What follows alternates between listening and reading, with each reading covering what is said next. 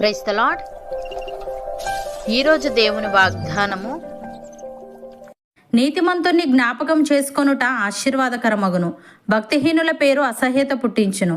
సామెతల గ్రంథము 10వ అధ్యాయము 7వ వచనము.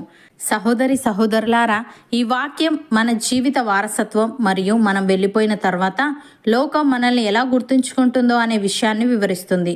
మనం సంపాదించే ధనం లేదా పేరు కంటే మనం చేసే నీతికరమైన పనులే మనకు శాశ్వతమైన కీర్తిని తెస్తాయని ఈ వచనం ద్వారా తెలుసుకోవచ్చు. ఈ వాక్యాన్ని లోతుగా అర్థం చేసుకోవడానికి దీన్ని 2 ప్రధాన భాగాలుగా ధ్యానిద్దాం. మొదటిగా, నీతిమంతుని జ్ఞాపకం చేసుకొనుట ఆశీర్వాదకరమగును అని ఉంది. ఒక నీతిమంతుడు ఈ లోకాన్ని వదిలి వెళ్ళిన తర్వాత కూడా అతడు చేసిన మంచి పనులు, అతను పంచిన ప్రేమ మరియు అతను చూపిన యథార్థత ఇతరులకు స్ఫూర్తినిస్తాయి. అటువంటి వ్యక్తిని తలుచుకోవడం ఇతరులకు ఒక ఆశీర్వాదం. నీతిమంతుని పేరు ఒక సుగంధం వంటిది. అతను ఇతరుల జీవితాల్లో వెలుగును నింపాడు కాబట్టి కాలం గడిచినా అతని పేరు గౌరవప్రదంగానే ఉంటుంది. మనం దేవుని బిడ్డలుగా నీతి మార్గంలో నడిస్తే మన జీవితం ఇతరులకు ఒక ఆదర్శంగా మారుతుంది. ఇది దేవునికి ఎంతో సంతోషాన్ని ఇచ్చే విషయం. ఉదాహరణకు, హేబేలు దేవునికి శ్రేష్టమైన బలిని అర్పించి నీతిమంతుడని సాక్ష్యం పొందాడు. అతను చనిపోయినప్పటికీ అతని విశ్వాస జీవితం ద్వారా ఇప్పటికీ మనతో మాట్లాడుతున్నాడు. అతని మరణం ఓటమి కాదు, దేవుని దృష్టిలో ఒక గొప్ప సాక్ష్యంగా నిలిచిపోయింది. అలాగే హనోకు దేవునితో నడిచినవాడు. అతని జీవితం ఎంత నీతివంతంగా ఉందంటే దేవుడు అతన్ని మరణం చూడకుండానే పరలోకానికి తీసుకున్నాడు. దేవునిని సంతోషపెట్టినవాడు అనే అతని జ్ఞాపకం భక్తిగా బ్రతకాలనుకునే ప్రతి ఒక్కరికి ఆశీర్వాదకరమైన పాఠం. ప్రియులారా, హేబేలు తన విశ్వాసం ద్వారా, హనోకు దేవునితో నడక ద్వారా ఈ లోకానికి చెరిపివేయలేని ముద్రను వేశారు. వారు భౌతికంగా మన మధ్య లేకపోయినా వారి జీవితాలు నేటికి మనకు మార్గదర్శకంగా ఉన్నాయి. లోక సంబంధమైన ఆస్తులు కాలక్రమేణా కరిగిపోవచ్చు, కానీ ఒక నీతిమంతుడు మిగిల్చిన మంచి పేరు, వారి ఉన్నతమైన విలువలు తరతరాలకు ఆశీర్వాదకరంగా నిలుస్తాయి. మనం ఎవరి కోసం బ్రతుకుతున్నాం అనేది ముఖ్యం కాదు, మనం దేవుని దృష్టిలో ఎలా బ్రతుకుతున్నాం అనేది ముఖ్యం. మనం నీతిమంతులుగా జీవిస్తే మన మరణం తర్వాత కూడా మన పనులు ఇతరులను దేవుని వైపు నడిపిస్తాయి. హేబేలు మరియు హానోకు జీవితాలు మనకు ఇచ్చే పిలుపు ఒకటే. ఈ లోకంలో మనం అతిథులమే, మన నివాసం పరలోకంలో ఉండాలని, ఆ నిరీక్షణతో ఈ లోకంలో నీతిగా యథార్థంగా జీవించాలని వారు మనకు స్ఫూర్తినిస్తున్నారు. రెండవదిగా, భక్తిహీనుల పేరు అసహ్యత పుట్టించును అని ఉంది. అన్యాయ మార్గాల్లో నడిచి స్వార్థంతో జీవించిన వారి పేరును ఎవరూ గుర్తుంచుకోవాలని ఇష్టపడరు.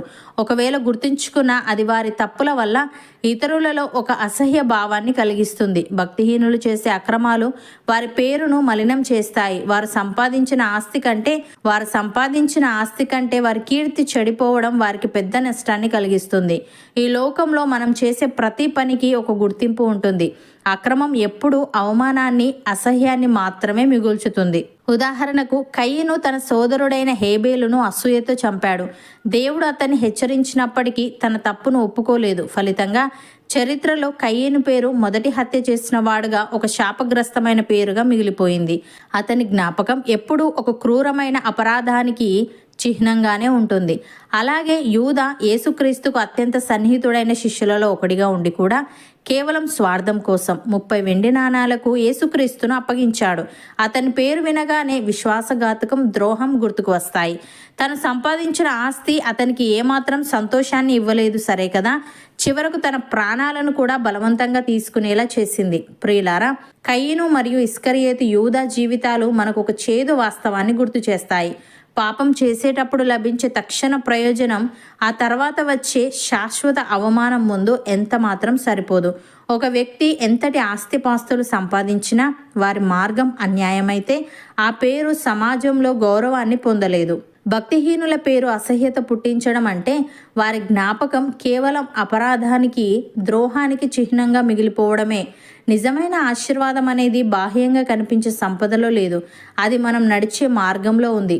భక్తిహీనులు తాత్కాలిక సంతోషం కోసం శాశ్వతమైన అవమానాన్ని కొని తెచ్చుకుంటారు. మనం చేసే ప్రతి పని దేవుని దృష్టిలో ఉంటుంది. అన్యాయం, అసూయ, స్వార్థం వంటివి మన వ్యక్తిత్వాన్ని మలినం చేస్తాయి. ఇవి మనల్ని దేవుని ఆశీర్వాదాలకు దూరం చేయడమే కాకుండా మన తర్వాతి తరాలకు కూడా ఒక చెడ్డ సాక్ష్యాన్ని మిగుల్చుతాయి. సహోదరి సహోదరులారా, ఈరోజు మీరు మీ జీవితాన్ని ఎలా నిర్మించుకుంటున్నారు? నేను మనుషుల దృష్టిలో ఎలా ఉండాలి, నా తర్వాత నా పేరు ఎలా ఉండాలి అని ఆలోచిస్తున్నారా? అయితే ధైర్యం తెచ్చుకోండి. మీరు చేపడుతున్న పనులలో, ప్రయత్నాలలో దేవుడు తోడుగా ఉంటాడు.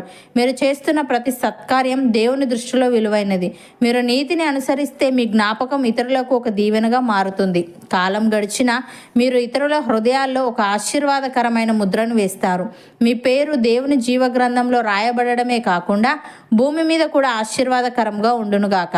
మీ నీతి క్రియలు ఇతరులకు మార్గదర్శకాలుగా ఉండునుగాక. మీ కుటుంబం దేవుని గౌరవానికి పాత్రులై ఉండునుగాక. అవును అన్నవారు నాతో పాటు ప్రార్థనలో ఏకీభవించండి. పరిశుద్ధుడా, ప్రేమగల తండ్రి, నీతిమంతుని జ్ఞాపకం చేసుకొనుట ఆశీర్వాదకరమగునని, భక్తిహీనుల పేరు అసహ్యత పుట్టించునని, మేము సంపాదించే ధనం లేదా పేరు కంటే మేము చేసే నీతికరమైన పనులే మాకు శాశ్వతమైన కీర్తిని తెస్తాయని నీవు సెలవిచ్చావు. తండ్రి, నీకు స్తుతులు. దేవా, మేము ఎవరి కోసం బ్రతుకుతున్నాం అనేది ముఖ్యం కాదు, కానీ మేము నీ దృష్టిలో ఎలా బ్రతుకుతున్నాం అనేది ముఖ్యం. గనుక మేము నీతిమంతులుగా జీవిస్తే మా మరణం తర్వాత కూడా మా పనులు ఇతరులను నీ వైపు నడిపిస్తాయి. గనుక హేబేలు వలె నీకు ప్రీతికరమైన సాక్ష్యాన్ని, హానోకు వలె నీతో నడిచే జీవితాన్ని జీవించుటకు సహాయము దయచేయమని, లోకపు స్వార్థపు పరుగులో పడకుండా నీవు మెచ్చే యథార్థమైన క్రియలను చేస్తూ, కయీను వలె అసూయతో లేదా యూదా వలె స్వార్థంతో మా జీవితాలను మలినం చేసుకోకుండా భక్తిహీనుల మార్గాలకు మేము దూరంగా ఉండుటకు కృపచూపమని, ఈ వాగ్దానాన్ని విశ్వసిస్తున్న ప్రతి ఒక్కరిని నీవు ఆశీర్వదించి వారి క్రియలు ఇతరులకు ఆశీర్వాదకరముగా మార్చి వారి జీవిత సాక్ష్యము ద్వారా నీ నామమునకు మహిమ కలుగునట్లు చేయమని యేసుక్రీస్తు నామమున ప్రార్థిస్తున్నాము తండ్రి. ఆమెన్.